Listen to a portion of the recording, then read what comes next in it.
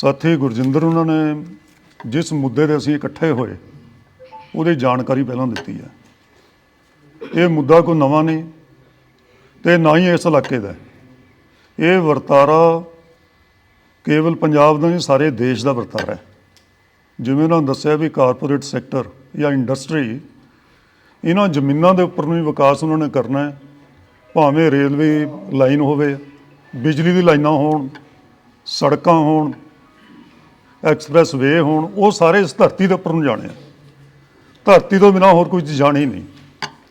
ਇਸ ਲਈ ਸਭ ਤੋਂ ਪਹਿਲਾਂ ਤਾਂ ਸਮਝੀਏ ਵੀ ਜ਼ਮੀਨ ਦੀ ਬੜੀ ਅਹਿਮੀਅਤ ਹੈ, ਧਰਤੀ ਦੀ ਬੜੀ ਅਹਿਮੀਅਤ ਹੈ, ਜਿਹੜੀ ਆਪਾਂ ਘੱਟ ਸਮਝਦੇ ਹਾਂ। ਇੰਡਸਟਰੀ ਵਾਲੇ ਵੱਡੀ ਇੰਡਸਟਰੀ ਲੱਗ ਜਾਵੇ ਤਾਂ ਇੰਡਸਟਰੀ ਦਾ ਐਂਟਰ ਨਹੀਂ ਹੋਣ ਦਿੰਦੇ। ਸਿਕਿਉਰਿਟੀ ਗਾਰਡ ਸਾਹਮਣੇ ਖੜਾ ਹੁੰਦਾ, ਉਸ ਤੋਂ ਪਰਮਿਸ਼ਨ ਲਓ ਤਾਂ ਉਸਨੇ ਐਂਟਰ ਹੋਣ ਦੇਣਾ। ਕੋਈ ਹੋਰ ਬਹੁਤ ਵੱਡੀ ਕੰਸਰਨ ਹੋਵੇ, ਤੁਸੀਂ ਉਸ ਦੇ ਵਿੱਚ ਦਾਖਲ ਨਹੀਂ ਹੋ ਸਕਦੇ ਬਿਨਾਂ ਪਰਮਿਸ਼ਨ ਤੋਂ। ਇਹ ਕੇਵਲ ਆਪਾਂ ਹੀ ਕਿਸਾਨ ਹੈ ਜਿਸ ਦਾ ਦਿਲ ਬਹੁਤ ਵੱਡਾ ਹੈ। ਜ਼ਮੀਨਾਂ ਖੁੱਲ੍ਹੀਆਂ ਪਈਆਂ, ਜਿਹੜਾ ਮਰਜ਼ੀ ਆਵੇ, ਜੋ ਮਰਜ਼ੀ ਕਰੋ, ਨਾ ਕਿਸੇ ਦੀ ਕੋਈ ਇਜਾਜ਼ਤ, ਨਾ ਕਿਸੇ ਦੀ ਕੋਈ ਪਰਮਿਸ਼ਨ। ਇਸ ਲਈ ਸਰਕਾਰ ਬੜੇ ਧੱਕੇ ਕਰ ਰਹੀ ਹੈ। ਕਾਰਪੋਰੇਟ ਸੈਕਟਰ ਜ਼ਮੀਨਾਂ ਹਥਿਆਉਣ ਦੇ ਰਾਹ ਤੁਰਿਆ। ਗੁਰਜਿੰਦਰ ਸਿੰਘ ਨੇ ਕਿਹਾ, ਸਾਰੇ ਕਿਸਾਨ ਆਗੂਆਂ ਨੂੰ ਪਤਾ ਹੈ। ਇਹਦੇ ਖਿਲਾਫ ਵੱਡਾ ਅੰਦੋਲਨ ਦਿੱਲੀ ਤੁਸੀਂ ਜਿੱਤ ਕੇ ਆਏ, ਉਹਦਾ ਵੀ ਇਹੋ ਹੀ ਸੀ ਵੀ ਤੁਹਾਡੀਆਂ ਜ਼ਮੀਨਾਂ ਨੂੰ ਕਾਰਪੋਰੇਟ ਘਰਾਣੇ ਨਾ ਹਥਿਆਉਣ। ਉਹਨਾਂ ਦੀ ਅੱਖ ਤਾਂ ਇਸ ਦੇ ਉੱਪਰ ਹੈ। ਅੱਜ ਆਪਾਂ ਇਸ ਲਾਈਨ ਦੇ ਸਵਾਲ 'ਤੇ ਇਕੱਠੇ ਹੋਏ ਹਾਂ। ਉਹਨਾਂ ਨੇ ਠੀਕ ਕਿਹਾ ਕਿ ਇਹ ਲਾਈਨ ਕੋਈ 2014 ਜਾਂ 2015 'ਚ ਵੀ ਪਹਿਲਾਂ ਨਿਕਲੀ ਸੀ। ਇੱਥੋਂ ਦੇ ਕਿਸਾਨ ਆਗੂ ਦੇ ਖਿਲਾਫ ਲੜੇ ਔਰ ਮੁਆਵਜ਼ਾ ਵੀ ਲਿਆ। ਇਸ ਲਈ ਜਿਹੜਾ ਨਵਾਂ ਬਣਿਆ ਵੀ ਐਕੁਜੀਸ਼ਨ ਐਕਟ ਹੈ, ਉਹ ਵੀ ਤਾਂ ਹੀ ਬਣਿਆ ਸੀ ਕਿਉਂਕਿ ਪਹਿਲਾਂ ਧੱਕੇ ਨਾਲ ਜ਼ਮੀਨਾਂ ਅਕਵਾਇਰ ਕਰਦੇ ਸੀ, ਨਾ ਕਿਸੇ ਦੀ ਕੋਈ ਸਹਿਮਤੀ, ਨਾ ਠੀਕ ਮੁਆਵਜ਼ਾ, ਨਾ ਕੋਈ ਸੋਸ਼ਲ ਇੰਪੈਕਟ, ਨਾ ਕੋਈ ਰੀਹੈਬਲੀਟੇਸ਼ਨ, ਕੁਝ ਵੀ ਨਹੀਂ ਸੀ ਉਹਦੇ ਵਿੱਚ।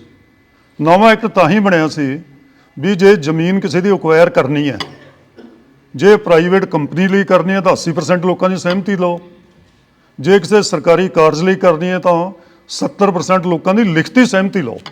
ਉਸ ਤੋਂ ਬਿਨਾਂ ਤੁਸੀਂ ਅਕਵਾਇਰ ਨਹੀਂ ਕਰ ਸਕਦੇ। ਇਹੀ ਕਾਰਨ ਹੈ ਕਿ ਨਵੇਂ ਐਕਟ ਤੋਂ ਬਾਅਦ ਸਾਰੇ ਦੇਸ਼ 'ਚ ਅਜੇ ਜ਼ਮੀਨਾਂ ਅਕਵਾਇਰ ਨਹੀਂ ਹੋਈਆਂ ਕਿਤੇ ਵੀ। ਇਹ ਠੀਕ ਹੈ ਜਿੱਦਾਂ ਰੇਲਵੇ ਲਾਈਨ, ਐਕਸਪ੍ਰੈਸ ਵੇ ਹੈ ਨਾ, ਇਹ ਕਹਿ ਲੈਂਦੇ ਆ ਵੀ ਲੈਂਡ ਐਕੁਜੀਸ਼ਨ ਐਕਟ ਅਪਲਾਈ ਨਹੀਂ ਕਰਦਾ ਇੱਥੇ, ਅਸੀਂ ਉਹਦੇ ਅਧੀਨ ਅਕਵਾਇਰ ਨਹੀਂ ਕਰਦੇ। ਹਾਈਵੇ ਦਾ ਆਪਣਾ ਹੈ, ਰੇਲਵੇ ਦਾ ਆਪਣਾ ਹੈ, ਇਹ ਟੈਲੀਗ੍ਰਾਫ ਐਕਟ ਕਹਿੰਦੇ ਵੀ ਆਪਣਾ ਹੈ। ਜੇ ਲੈਂਡ ਐਕੁਜੀਸ਼ਨ ਐਕਟ ਜਿਹੜਾ ਜਨਵਰੀ 2014 'ਚ ਹੋਣ 'ਚ ਆਇਆ ਹੈ, ਜੇ ਉਹਦੇ ਅਨੁਸਾਰ ਜ਼ਮੀਨਾਂ ਅਕਵਾਇਰ ਹੋਣ ਤਾਂ 5 ਕਰੋੜ ਤੋਂ ਘੱਟ ਏਕੜ ਦਾ ਮੁਆਵਜ਼ਾ ਬਣਦਾ ਨਹੀਂ। ਤੁਹਾਨੂੰ ਸਾਰਿਆਂ ਨੂੰ ਪਤਾ ਹੈ। ਪਰ ਇਹ ਇੰਡਸਟਰੀ ਵਾਲਿਆਂ ਨੂੰ ਪਤਾ ਹੈ ਕਿ ਉਹਦੇ ਅਧੀਨ ਨਹੀਂ ਅਕਵਾਇਰ ਕਰਨੀਆਂ, ਬਹੁਤ ਵੱਡਾ ਮੁਆਵਜ਼ਾ ਦੇਣਾ ਪੈਣਾ ਹੈ। ਇਹ ਹੁਣ ਨਵੇਂ ਤਰੀਕੇ ਕਾਰਪੋਰੇਟ ਘਰਾਣਿਆਂ ਨੂੰ ਲੱਭੇ ਹੋਏ ਹੈ। ਇਸ ਲਈ ਸਭ ਤੋਂ ਪਹਿਲਾਂ ਤਾਂ ਇਹਨਾਂ ਸਾਰੀਆਂ ਚੀਜ਼ਾਂ ਦਾ ਟਾਕਰਾ ਹੁਣ ਇਹ ਨਾ ਸਮਝਿਆ ਜਾਏ ਕਿ ਇਹ ਲਾਈਨ ਹੈ ਜਿਹੜੀ ਕੌਲੀ ਵਾਲੇ ਸਾਥੀ ਜਾਂ ਜਿਵੇਂ ਢੀਂਡਸਾਂ ਜਾਂ ਕੁੱਥਾਖੇੜੀ ਵਾਲੇ ਗੁਰਜਿੰਦਰ ਨੂੰ ਵੀ ਇਹਨਾਂ ਦੇ ਖੇਤਾਂ 'ਚ ਨੂੰ ਜਾ ਰਹੀ ਹੈ, ਇਹ ਕੋਈ ਇੰਡੀਵਿਜੂਅਲ ਹੈ, ਕੋਈ ਪਰਸਨਲ ਮਾਮਲਾ ਹੈ। ਜੇ ਆਪਾਂ ਇਹ ਸੋਚ ਅਪਣਾਵਾਂਗੇ ਤਾਂ ਸਾਰਿਆਂ ਦੇ ਖੇਤਾਂ 'ਚ ਨੂੰ ਜਾਣੀ ਹੈ, ਸਾਰਿਆਂ ਦੀ ਜ਼ਮੀਨਾਂ ਹੀ ਅਕਵਾਇਰ ਹੋਣੀਆਂ, ਛੱਡਣੀ ਕਿਸੇ ਦੀ ਵੀ ਨਹੀਂ। ਜੇ ਲੜਾਈ ਸਮੂਹ ਕਿਸ ਤਰ੍ਹਾਂ ਬਣ ਜਾਵੇ ਜਿਵੇਂ ਦਿੱਲੀ ਬਣੀ ਸੀ ਤਾਂ ਜ਼ਮੀਨਾਂ ਬਚ ਸਕਦੀਆਂ। ਇਹ ਜਿਹੜੀਆਂ ਲਾਈਨਾਂ ਨਿਕਲਦੀਆਂ ਇਹਨਾਂ ਦਾ ਵੀ ਜਿਹੜਾ ਅੱਛਾ ਮੁਆਵਜ਼ਾ ਤੁਸੀਂ ਲੈ ਸਕਦੇ ਹੋ। ਹੁਣ ਸਾਥੀ ਬੈਠੇ ਨੇ ਬਹੁਤ ਇੱਥੇ, ਆਪਣੇ ਇਲਾਕੇ ਦੇ ਵਿੱਚ ਹੜ੍ਹਾਂ ਦਾ ਹੀ ਮਾਮਲਾ ਹੈ, ਉਹਦੇ ਲਈ ਵੀ ਲੋਕ ਬੜੇ ਲੰਬੇ ਸਮੇਂ ਤੋਂ ਲੜ ਰਹੇ ਸੀ, ਉੱਥੇ ਵੀ ਕਮੇਟੀ ਬਣੀ ਹੈ। ਪਰ ਉਸ ਤਨਦੇਹੀ ਨਾਲ ਲੜਾਈ ਨਹੀਂ ਲੜੀ ਜਾ ਰਹੀ।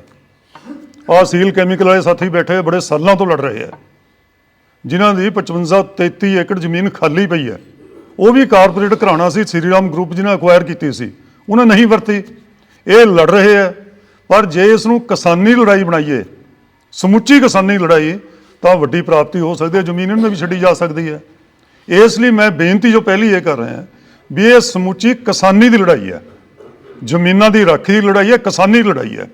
ਆਪਾਂ ਇਹ ਨਾ ਸਮਝੀਏ ਵੀ ਅੱਜ ਲਾਈਨ ਉਹਨਾਂ ਦੇ ਖੇਤ ਜਾ ਰਹੀ ਹੈ ਤਾਂ ਠੀਕ ਹੈ, ਮੇਰੇ 'ਚ ਤਾਂ ਜਾ ਹੀ ਨਹੀਂ ਰਹੀ। ਇਹ ਆਪਣੀ ਜਿਹੜੀ ਅਪਰੋਚ ਹੈ ਨਾ, ਇਹ ਸਾਨੂੰ ਬਹੁਤ ਪਿੱਛੇ ਧੱਕ ਰਹੀ ਹੈ। ਸਰਕਾਰਾਂ, ਕਾਰਪੋਰੇਟ ਸੈਕਟਰ, ਇੰਡਸਟਰੀ, ਇਹ ਸਾਡੇ 'ਤੇ ਹਾਵੀ ਹੋ ਰਹੀ ਹੈ ਇਸ ਲਾਈਨ ਦੇ ਵਿੱਚ। ਇਸ ਨੂੰ ਸਮਝੀਏ, ਲੜਾਈ ਕਿਤੇ ਵੀ ਹੈ, ਇੱਕ ਵੀ ਕਿਸਾਨ ਦੇ ਨਾਲ ਹੈ, ਉਹ ਸਮੁੱਚੀ ਜ਼ਮੀਨ ਬਚਾਉਣ ਦੇ ਲਈ ਔਰ ਕਿਸਾਨੀ ਦੀ ਲੜਾਈ ਹੈ। ਇਹ ਅਪਰੋਚ ਬਣਾਈਏ। ਸਾਰੀਆਂ ਜਥੇਬੰਦੀਆਂ, ਬੜਾ ਧੰਨਵਾਦ ਹੈ ਗੁਰਜਿੰਦਰ ਦਾ, ਇੱਕ ਪਹਿਲ ਕਦਮੀ ਹੈ, ਉਹਨੇ ਮਿਹਨਤ ਕੀਤੀ, ਸਾਰੇ ਇਕੱਠੇ ਹੋਏ ਇਸ 'ਤੇ। ਮਸਲੇ ਨੂੰ ਸਾਰੇ ਅਸੀਂ ਸਮਝਦੇ ਹਾਂ, ਪਰ ਸਵਾਲ ਤਾਂ ਇਹ ਵੀ ਇਸ ਨੂੰ ਲੜਾਈ ਨੂੰ ਸਮੂਹਕ ਕਲੈਕਟਿਵ ਬਣਾਉਣਾ ਕਿਸ ਤਰ੍ਹਾਂ ਹੈ। ਜੇ ਬਣਾ ਦੇਵਾਂਗੇ ਤਾਂ ਉਦੋਂ ਕੱਲ੍ਹ ਨੂੰ ਤੁਹਾਡੇ ਆਗੇ ਗੋਡੀ ਗਿਰ ਜਾਣਗੇ। ਤਾਕਤ ਮੂਹਰੇ ਕੋਈ ਨਹੀਂ ਖੜਦਾ। ਇਸ ਲਈ ਦੋ ਗੱਲਾਂ, ਮੈਂ ਲੰਬੀ ਗੱਲ ਨਹੀਂ ਕਰਨੀ, ਦੋ ਗੱਲਾਂ ਇਸ ਦੇ ਵਿੱਚ। ਇੱਕ ਤਾਂ ਹੈ ਵੀ ਜਦ ਤੱਕ ਇਸ ਨੂੰ ਅਸੀਂ ਲੀਗਲ ਪੱਖ ਤੋਂ ਸਮਝਦੇ ਨਹੀਂ ਵੀ ਇਹ ਹੈ ਕੀ ਆ, ਸਾਡਾ ਸਟੈਂਡ ਕੀ ਚਾਹੀਦਾ, ਇੱਕ ਤਾਂ ਉਹ ਹੈ। ਦੂਜਾ ਇਹ ਹੈ ਵੀ ਅਸੀਂ ਇਕੱਠੀ ਤਾਕਤ ਕਰਦੇ ਨਹੀਂ, ਇਕੱਠੇ ਹੋ ਕੇ ਸਾਂਝੇ ਲੜਦੇ ਨਹੀਂ। ਜੇ ਦੋਏ ਗੱਲਾਂ ਨਹੀਂ ਕਰਦੇ ਤਾਂ ਫਿਰ ਲੜਾਈ ਸਫਲ ਨਹੀਂ ਹੁੰਦੀ। ਤਾਕਤ ਇਕੱਠੀ ਕਰੀਏ, ਜਿਵੇਂ ਆਪਾਂ ਕਰ ਰਹੇ ਹਾਂ ਅੱਜ, ਤਾਕਤ ਇਕੱਠੀ ਕਰਾਂਗੇ, ਇੱਕ ਦਾ ਨਾਰਾ ਮਾਰਾਂਗੇ ਤਾਂ ਉਹਦੇ 'ਚ ਵੱਡੀ ਪ੍ਰਾਪਤੀ ਹੋਣ ਵਾਲੀ ਹੈ। ਦੂਜਾ ਉਸਦਾ ਲੀਗਲ ਪੱਖ ਕੀ ਹੈ, ਜੇ ਉਹਨੂੰ ਨਾ ਸਮਝੋ ਤਾਂ ਵੀ ਆਪਾਂ ਮਾਰ ਖਾ ਜਾਂਦੇ ਹਾਂ। ਖੇਤੀ ਕਾਨੂੰਨਾਂ ਦੇ ਖਿਲਾਫ ਜੇ ਅਸੀਂ ਲੜੇ ਸੀ ਤਾਂ ਟੇਬਲ ਤੇ ਸਰਕਾਰ ਨੂੰ ਹਰਾਉਂਦੇ ਸੀ ਐਕਟ ਪੜ੍ਹ ਕੇ। ਉਹ ਕਹਿੰਦੇ ਸੀ ਕਿਸਾਨ ਪੜ੍ਹੇ ਹੋਏ ਨਹੀਂ ਹੈ, ਤੁਸੀਂ ਐਕਟ ਨਹੀਂ ਪੜ੍ਹਿਆ।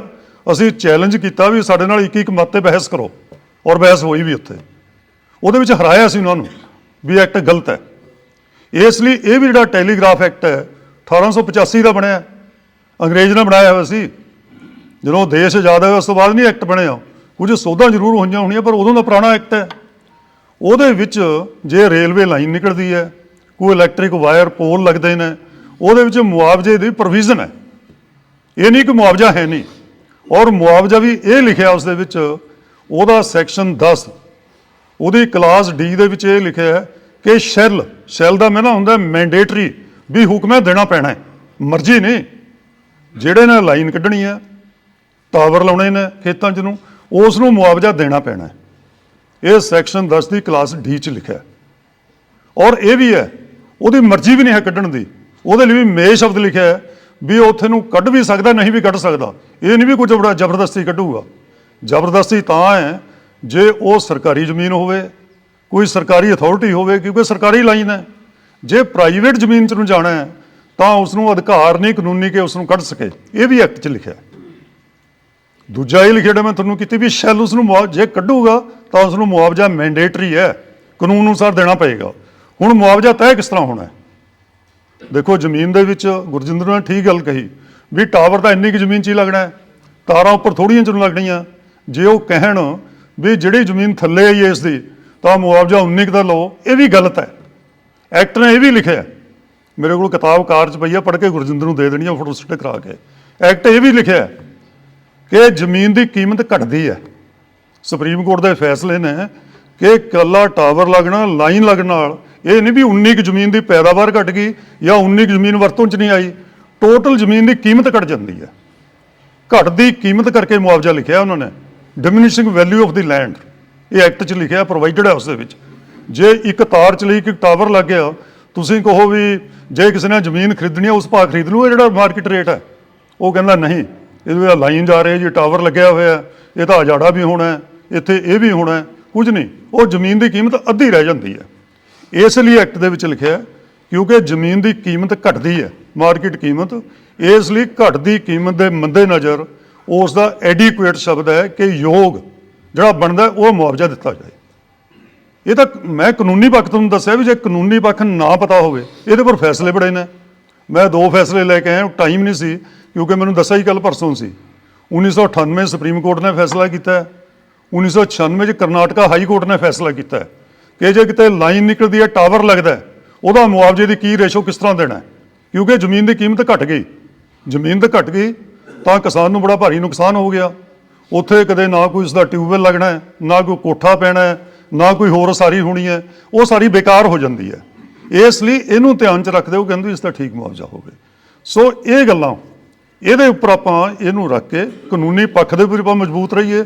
ਔਰ ਮੈਂ ਸਮਝਦਾ ਇਸ ਕੇਸ ਦੇ ਵਿੱਚ ਕਾਨੂੰਨੀ ਪੱਖ ਜਿਸ ਤਰ੍ਹਾਂ ਖੇਤੀ ਕਾਨੂੰਨਾਂ ਦੇ ਵਿੱਚ ਸੀ ਉਨਾ ਹੀ ਮਜ਼ਬੂਤ ਹੈ, ਇਸ ਤੋਂ ਘੱਟ ਮਜ਼ਬੂਤ ਨਹੀਂ। ਤਾਂ ਹੀ ਤਾਂ ਇਹ ਕਹਿੰਦੇ ਨੇ ਵੀ ਅਸੀਂ ਨੇ ਬੁਲਾ ਕੇ ਕਿਹਾ ਸੀ ਤੁਸੀਂ ਤਾਂ ਮੁਆਵਜ਼ਾ ਲੈ ਲਓ, ਪਰ ਮੁਆਵਜ਼ਾ ਵੀ ਤਾਂ ਨੈਗੋਸ਼ੀਏਬਲ ਹੈ ਨਾ, ਕਿ ਉਹਦੇ ਉੱਪਰ ਵੀ ਤਾਂ ਕਰਨਾ ਪੈਣਾ ਵੀ ਕਿੰਨਾ ਮੁਆਵਜ਼ਾ।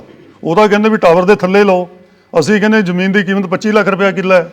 ਜੇ ਟਾਵਰ ਲੱਗ ਗਿਆ ਔਰ ਲਾਈਨ ਨਿਕਲ ਗਈ ਉਸ ਦੇ ਵਿੱਚ ਨੂੰ ਤਾਂ ਕੀਮਤ ਹੀ 10 ਲੱਖ ਰੁਪਇਆ ਰਹੇਗੀ। ਕੱਲ੍ਹ ਨੂੰ ਵੇਚ ਕੇ ਦਿਖਾਓ ਉਸ ਕਿੱਲੇ ਨੂੰ, ਕੋਈ ਨਹੀਂ ਲੈਂਦਾ ਹੈ ਫਿਰ। ਇਸ ਲਈ ਇਹ ਚੀਜ਼ਾਂ ਇਹਨਾਂ ਦੇ ਉੱਪਰ ਲੜਾਈ ਦੇਣੀ ਬਣਦੀ ਹੈ। ਕਾਨੂੰਨੀ ਪੱਖ ਬਿਲਕੁਲ ਠੀਕ ਹੈ, ਇਕੱਠੇ ਹੋ ਜਾਈਏ, ਤਕੜੇ ਹੋ ਜਾਈਏ ਕਿ ਜਿੱਥੋਂ ਮਰਜ਼ੀ ਲਾਈਨ ਆਵੇ। ਇਹ ਕਾਰਪੋਰੇਟ ਘਰਾਣੇ ਨੇ ਇੱਕ ਲਾਈਨ ਹੀ ਪਤਾ ਨਹੀਂ ਕਿੰਨੀਆਂ ਕੱਢਣੀਆਂ, ਉਹਨਾਂ ਦਾ ਸਾਰੀ ਜ਼ਮੀਨ ਦੇ ਉੱਪਰ ਹੱਕ ਹੈ। ਹੁਣ ਜ਼ਮੀਨ ਕਿਤੇ ਨਹੀਂ ਛੱਡਣੀ ਉਹਨਾਂ ਨੇ, ਔਰ ਜ਼ਮੀਨ ਬਿਨਾਂ ਗੁਜ਼ਾਰਾ ਵੀ ਕੋਈ ਨਹੀਂ। ਜ਼ਮੀਨ ਵਿੱਚ ਨਾ ਕਿਸਾਨ ਦਾ ਗੁਜ਼ਾਰਾ, ਨਾ ਦੇਸ਼ ਦਾ ਗੁਜ਼ਾਰਾ, ਔਰ ਨਾ ਕਾਰਪੋਰੇਟ ਘਰਾਣੇ ਦਾ ਗੁਜ਼ਾਰਾ ਹੈ। ਜਿਹੜਾ ਕੁਝ ਉਹ ਕਰਨਾ ਚਾਹੁੰਦੇ ਉਹ ਜ਼ਮੀਨ ਦੇ ਉੱਪਰ ਹੀ ਹੋਣਾ, ਜ਼ਮੀਨ ਤੋਂ ਬਿਨਾਂ ਨਹੀਂ ਹੋਣਾ। ਪੈਦਾਵਾਰੀ ਇਹਦੇ ਵਿੱਚੋਂ ਹੋਣੀ ਹੈ, ਇੰਸਟਾਲਮੈਂਟ ਚੀਜ਼ਾਂ ਦੀ ਇਹਦੇ ਉੱਪਰ ਹੋਣੀ ਹੈ, ਅਸਮਾਨ 'ਚ ਕੋਈ ਨਹੀਂ ਹੋਣੀ ਹੈ। ਇਸ ਲਈ ਜ਼ਮੀਨਾਂ ਦੀ ਰਾਖੀ ਕਰਨੀ, ਜ਼ਮੀਨਾਂ ਨੂੰ ਬਚਾਉਣਾ ਔਰ ਡਟੇ ਰਹਿਣਾ ਇਹਦੇ ਲਈ ਠੀਕ, ਇਹ ਸਭ ਤੋਂ ਵੱਡੀ ਲੜਾਈ ਹੈ। ਜਿਹੜੀ ਲੜਾਈ ਇਕੱਲੇ ਸਾਡੇ ਦੇਸ਼ 'ਚ ਨਹੀਂ, ਸੰਸਾਰ ਪੱਧਰ 'ਤੇ ਲੜਾਈ ਸਾਹਮਣੇ ਆ ਰਹੀ ਹੈ। ਇਸੇ ਲਈ ਵੱਡੇ ਕਾਰਪੋਰੇਟ ਘਰਾਣੇ ਬਹੁਤ ਲੱਖਾਂ ਹੈਕਟੇਅਰ ਜ਼ਮੀਨਾਂ ਖਰੀਦੀ ਜਾ ਰਹੇ ਹੈ। ਸਾਡੇ ਵੀ ਅਦਾਨੀ ਅੰਬਾਨੀ ਖਰੀਦਣ ਲੱਗੇ ਹੋਏ ਹੈ। ਬਿਲ ਗੇਟਸ ਨੇ 2.5 ਲੱਖ ਹੈਕਟੇਅਰ ਪਹਿਲਾਂ ਖਰੀਦੀ ਹੈ ਜ਼ਮੀਨ, ਔਰ ਖਰੀਦਣ ਲੱਗਿਆ।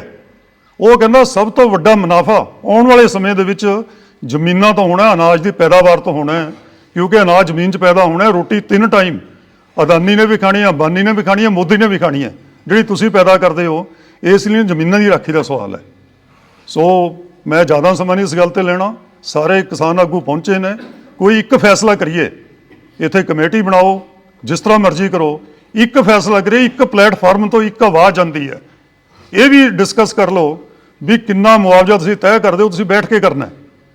ਪਰ ਮੈਂ ਜਿਹੜੀ ਮੋਟੀ ਗੱਲ ਇਸ ਦੇ ਉੱਪਰ ਕਹੀ ਵੀ ਕਾਨੂੰਨ ਔਰ ਸੁਪਰੀਮ ਕੋਰਟ ਦੇ ਫੈਸਲੇ ਇਹ ਕਹਿੰਦੇ ਨੇ, ਕਿਉਂਕਿ ਜ਼ਮੀਨ ਦੀ ਕੀਮਤ ਘਟ ਜਾਂਦੀ ਹੈ, ਇਸ ਲਈ ਮੁਆਵਜ਼ਾ ਹੋਣਾ ਚਾਹੀਦਾ ਹੈ, ਨਾ ਕਿ ਜਿੰਨੀ ਥਾਂ ਦਾ ਮੁਆਵਜ਼ਾ ਚਾਹੀਦਾ ਉਹ ਗਲਤ ਹੈ। ਉਹਦੇ ਪਰ ਅਸੀਂ ਸਹਿਮਤ ਨਹੀਂ।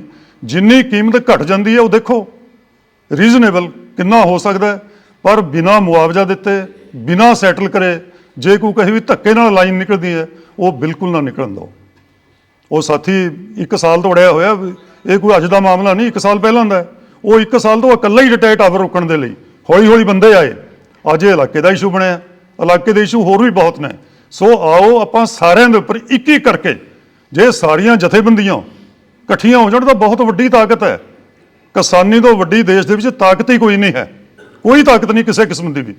ਕਿਸਾਨੀ ਕੋਲ ਸਭ ਕੁਝ ਹੈ, ਸਾਡੇ ਕੋਲ ਤਾਂ ਪੈਸੇ ਵੀ ਹੈ, ਟਰੈਕਟਰ ਵੀ ਹੈ, ਸਾਡੇ ਸਾਧਨ ਵੀ ਨੇ, ਅਸੀਂ ਆ ਵੀ ਸਕਦੇ ਹਾਂ ਕਿਤੇ, ਪਰ ਕਿਸਾਨੀ ਇਕੱਠੀ ਨਹੀਂ ਹੁੰਦੀ। ਇਕੱਠੇ ਹੋ ਜਾਈਏ ਤਾਂ ਬਹੁਤ ਵੱਡਾ। ਸਰਕਾਰਾਂ ਤਾਂ 5 ਮਿੰਟ ਖੜਨ ਨੂੰ ਤਿਆਰ ਨਹੀਂ, 5 ਮਿੰਟ ਨਹੀਂ ਖੜਦੀਆਂ। ਇਹ ਪੰਜਾਬ ਦੀ ਸਰਕਾਰ ਦੇ ਪੱਲੇ ਹੀ ਕੁਝ ਨਹੀਂ ਹੈ। ਇਸ ਲਈ ਆਓ ਸਾਰੇ ਅੱਜ ਇਸ ਤੇ ਤੁਸੀਂ ਫੈਸਲਾ ਕਰੋ। ਸਾਰੀ ਜਥੇਬੰਦੀਆਂ ਦੇ ਆਗੂਆਂ ਨੇ ਬੋਲਣਾ ਹੈ। ਮੈਂ ਥੋੜ੍ਹਾ ਜਿਹਾ ਕਿਤੇ ਜਾਣਾ ਸੀ ਤਾਂ ਮੈਂ ਬੇਨਤੀ ਕੀਤੀ ਸੀ ਕਿ ਪਹਿਲਾਂ ਇਹਦਾ ਕਾਨੂੰਨੀ ਪੱਖ ਹੋਰ ਵੀ ਮਜ਼ਬੂਤ ਕਰਨ ਦੇ ਲਈ ਮੈਂ ਇਹ ਵਾਅਦਾ ਕਰਦਾ ਕਿ ਹੋਰ ਅੱਛੇ ਸੁਪਰੀਮ ਕੋਰਟ ਦੇ ਫੈਸਲੇ, ਕਿਸ ਰੇਸ਼ੋ ਨਾਲ, ਕੀ ਕ੍ਰਾਈਟੇਰੀਆ, ਕਿਸ ਤਰ੍ਹਾਂ ਮੁਆਵਜ਼ੇ ਮਿਲੇ ਅਲੱਗ-ਅਲੱਗ ਸਟੇਟਸ ਦੇ ਵਿੱਚ। ਆ ਬੈਠੇ ਆ ਆਪਣੇ ਇਲਾਕੇ ਨਹੀਂ ਸਾਥੀ, ਇਹ ਪਹਿਲਾਂ ਲੜੇ, ਇਹਨਾਂ ਨੂੰ ਪਤਾ ਹੋਣਾ ਇਹਨਾਂ ਕੋਲ ਵੀ ਹੋਣਗੇ, ਉਦੋਂ ਵੀ ਕੱਢੇ ਸੀ, ਪਰ ਉਦੋਂ ਸਮਾਂ ਬਹੁਤ। ਜੇ 2014-15 ਦੀ ਗੱਲ ਕਰੀਏ, ਉਦੋਂ ਜ਼ਮੀਨ ਦੀ ਕੀਮਤ ਵੀ ਘੱਟ ਸੀ, ਮੁਆਵਜ਼ੇ ਵੀ ਘੱਟ ਮਿਲਿਆ ਹੋਣਾ। ਹੁਣ ਜ਼ਮੀਨ ਦੀ ਕੀਮਤ ਕਿੱਥੇ ਚਲੀ ਗਈ? ਉਸ ਅਨੁਪਾਤ ਨਾਲ ਹੀ ਮੁਆਵਜ਼ਾ ਹੁਣ ਮਿਲਣਾ ਚਾਹੀਦਾ। ਮੁਆਵਜ਼ਾ ਜੋ ਹੈ ਉਸ ਅਨੁਪਾਤ ਨਾਲ ਮਿਲੇ। ਇਹ ਆਪਾਂ ਡਿਸਕਸ ਕਰ ਲਓ, ਸਾਰੇ ਡਿਸਕਸ ਕਰਕੇ ਉਸ ਕਿਸਮ ਦਾ ਫੈਸਲਾ ਕਰਕੇ ਆਪਾਂ ਅੜੀਏ ਇਸ ਦੇ ਉੱਪਰ। ਔਰ ਕਾਨੂੰਨੀ ਪੱਖ ਮੈਂ ਹੋਰ ਮਜ਼ਬੂਤ, ਹੋਰ ਸੁਪਰੀਮ ਕੋਰਟਾਂ ਦੇ ਫੈਸਲੇ ਕੱਢ ਕੇ ਦਊਂਗਾ ਸਾਥੀ ਨੂੰ, ਐਕਟ ਵੀ ਦੇਵਾਂਗੇ। ਜਿੱਥੇ ਵੀ ਟੇਬਲ ਦੇ ਉੱਪਰ ਬੈਠੋ, ਇਹ ਨਾ ਕਹੋ ਕਿ ਸਾਨੂੰ ਕੋਈ ਬੜਾ ਜੀ ਅਹਿਸਾਨ ਕੀਤਾ ਜਾ ਰਿਹਾ, ਬੜਾ ਤਰਸ ਦੇ ਆਧਾਰ ਦੇ ਉੱਪਰ ਵੀ ਠੀਕ ਹੈ ਟਾਵਰ ਲੱਗੇ, ਤੁਸੀਂ 50,000 ਰੁਪਇਆ ਲੈ ਜਾਓ, 80,000 ਲੈ ਜਾਓ। ਇਹ ਨਹੀਂ ਹੈ। ਇਹ ਸਾਡਾ ਕਾਨੂੰਨੀ ਰਾਈਟ ਹੈ, ਹੱਕ ਹੈ ਸਾਡਾ। ਜੇ ਆਪਣੇ ਰਾਈਟ ਨਹੀਂ ਲੜਾਂਗੇ, ਆਪਣੀ ਜ਼ਮੀਨ ਦੀ ਰਾਖੀ ਨਹੀਂ ਲੜਾਂਗੇ, ਤਾਂ ਫਿਰ ਲੜਾਂਗੇ ਕਦੇ ਲਈ? ਫਿਰ ਤਾਂ ਲੜਾਈ ਕੋਈ ਪਿੱਛੇ ਬਚੀ ਨਾ। ਸਾਡੇ ਕੋਲ ਤਾਂ ਇਹੀ ਰੁਜ਼ਗਾਰ ਹੈ, ਇਹੀ ਸਾਡਾ ਸਾਧਨ ਹੈ ਰੁਜ਼ਗਾਰ ਦਾ ਵੀ, ਇਹੀ ਅੰਨ ਦਾ ਸਾਧਨ ਹੈ। ਇਸ ਲਈ ਲੜਨਾ ਪ੍ਰਥਮ ਲੜਾਈ ਹੈ। ਇਸ ਲਈ ਆਪਾਂ ਲੜੀਏ ਇਕੱਠੇ ਹੋ ਕੇ। ਤੁਹਾਡਾ ਸਾਰਿਆਂ ਦਾ, ਤੁਸੀਂ ਇੱਥੇ ਵੱਡੀ ਗਿਣਤੀ 'ਚ ਪਹੁੰਚੇ ਹੋ, ਜਥੇਬੰਦੀਆਂ ਸਾਰੀਆਂ ਪਹੁੰਚੀਆਂ ਨੇ। ਇਕੱਠੇ ਹੋ ਕੇ ਆਪਾਂ ਆਪਣੀਆਂ ਗੱਲਾਂ ਬਾਕੀ ਪਿੱਛੇ ਰੱਖੀਏ, ਉਹ ਰਹਿਣਗੀਆਂ। ਪੰਜਾਬ ਦੇ ਵੀ ਬਹੁਤ ਵੱਡੇ ਮਾਮਲੇ ਨੇ, ਉਹ ਗੱਲਾਂ ਫੇਰ ਕਰਨ ਵਾਲੀਆਂ। ਉਹਦੇ ਲਈ ਵੀ ਵੱਡੀਆਂ ਲੜਾਈਆਂ ਤੁਹਾਡੇ ਸਾਹਮਣੇ ਆਉਣ ਵਾਲੀਆਂ ਨੇ। ਜਿਵੇਂ ਦਿੱਲੀ ਵੱਡੀ ਲੜਾਈ ਲੜੀ, ਪੰਜਾਬ ਲਈ ਵੀ ਵੱਡੀ ਲੜਾਈ ਸਿਰ ਦੇ ਉੱਪਰ ਹੈ, ਜਲਦੀ ਆਉਣ ਵਾਲੀ ਹੈ, ਜਲਦੀ ਆਉਣ ਵਾਲੀ ਹੈ। ਉਹਨਾਂ ਦੇ ਉੱਪਰ ਬੜੀ ਤੇਜ਼ੀ ਨਾਲ ਬਹਿਸ ਹੋ ਰਹੀ ਹੈ ਸਾਰੇ ਪੰਜਾਬ ਦੇ ਵਿੱਚ। ਇਸ ਲਈ ਉਹਦੇ ਲਈ ਵੀ ਸਮੂਹ ਪੰਜਾਬ ਦੀ ਕਿਸਾਨੀ ਨੂੰ, ਸਮੂਹ ਪੰਜਾਬ ਦੀਆਂ ਜਥੇਬੰਦੀਆਂ ਨੂੰ ਇਕੱਠਾ ਹੋਣਾ ਪੈਣਾ ਇੱਕ ਪਲੇਟਫਾਰਮ 'ਤੇ। ਜੇ ਇਕੱਠੇ ਨਹੀਂ ਹੋਏ, ਨਾ ਪੰਜਾਬ ਸਰਕਾਰ ਨੇ ਝੁਕਣਾ ਹੈ ਤੇ ਨਾ ਹੀ ਕੇਂਦਰ ਸਰਕਾਰ ਨੇ ਝੁਕਣਾ ਹੈ। ਜਦੋਂ ਇਹ ਦਿੱਲੀ ਅੰਦੋਲਨ ਜਿੱਤ ਕੇ ਆਏ, ਕੇਂਦਰ ਸਰਕਾਰ ਵੀ ਬੜੀ ਖੁਸ਼ ਹੈ, ਪੰਜਾਬ ਸਰਕਾਰ ਵੀ ਬੜੀ ਖੁਸ਼ ਹੈ। ਕਿਸੇ ਨੂੰ ਨਹੀਂ ਗੱਲਬਾਤ ਲਈ ਬੁਲਾਉਂਦੇ, ਪਹਿਲਾਂ ਬੁਲਾਉਂਦੇ ਸੀ, ਹੁਣ ਨਹੀਂ ਬੁਲਾਉਂਦੇ ਕਿਸੇ ਨੂੰ ਵੀ। ਕਹਿੰਦੇ ਕੀ ਲੈਣਾ, ਇਹ ਤਾਂ 70-80 'ਚ ਵੰਡੇ ਹੋਏ ਆ ਹੁਣ। ਇਸ ਲਈ ਇਹ ਚੀਜ਼ ਨੂੰ ਆਪਾਂ ਥੋੜ੍ਹਾ ਘਟਾਵਾਂਗੇ। ਆਪਣੇ ਮਤਭੇਦ ਕਿਤੇ ਵੀ ਰੱਖੀਏ, ਪਰ ਇਸ਼ੂ, ਮੁੱਦੇ ਸਾਰੇ ਕਾਮਨ ਨੇ। ਮੁੱਦੇ ਜ਼ਮੀਨ ਨਾਲ ਜੁੜੇ ਹੋਏ ਆ, ਕਿਸਾਨੀ ਨਾਲ ਜੁੜੇ ਹੋਏ ਆ, ਸਾਡੇ ਜੀਵਨ ਨਾਲ ਜੁੜੇ ਹੋਏ ਆ। ਇਸ ਲਈ ਉਹਨਾਂ ਮੁੱਦਿਆਂ ਦੇ ਉੱਪਰ ਇਕੱਠੇ ਹੋ ਕੇ ਘੱਟੋ ਘੱਟ ਮੁੱਦਿਆਂ ਦੇ ਉੱਪਰ ਲੜਾਈ ਲੜਾਂਗੇ ਤਾਂ ਲੜਾਈ ਦੇ ਵਿੱਚ ਲਾਜ਼ਮੀ ਸਾਨੂੰ ਸਫਲਤਾ ਮਿਲੇਗੀ, ਲਾਜ਼ਮੀ ਜਿੱਤਾਂਗੇ। ਇੰਨੀ ਬੇਨਤੀਆਂ ਨਾਲ ਤੁਹਾਡਾ ਸਾਰਿਆਂ ਦਾ ਬਹੁਤ ਬਹੁਤ ਧੰਨਵਾਦ। ਮੇਰੀ ਜਥੇਬੰਦੀ ਆਲ ਇੰਡੀਆ ਕਿਸਾਨ ਫੈਡਰੇਸ਼ਨ, ਅਸੀਂ ਛੋਟੀ ਜਥੇਬੰਦੀ, ਵੱਡੀ ਤਾਂ ਹੈ ਨਹੀਂ, ਛੋਟੀ ਜਥੇਬੰਦੀ, ਅਸੀਂ ਤੁਹਾਡੇ ਨਾਲ ਮੂਹਰਲੀਆਂ ਕਤਾਰਾਂ 'ਚ ਖੜਾਂਗੇ। ਸਾਡੇ ਸਾਥੀ ਇੱਥੇ ਬੈਠੇ ਨੇ, ਉਹ ਵੀ ਇਸ ਤੋਂ ਬਾਅਦ ਬੋਲਣਗੇ। ਜੋ ਤੁਸੀਂ ਫੈਸਲਾ ਕਰਕੇ ਡਿਊਟੀ ਲਾਓਗੇ, ਜਿਸ ਪੱਖ ਤੋਂ ਵੀ ਲੜਾਈ ਲੜਨ ਦਾ, ਉਸ ਪੱਖ ਤੋਂ ਮੈਂ ਔਰ ਮੇਰੀ ਜਥੇਬੰਦੀ ਹਮੇਸ਼ਾ ਹਾਜ਼ਰ ਰਹੇਗੀ। ਬਹੁਤ ਧੰਨਵਾਦ।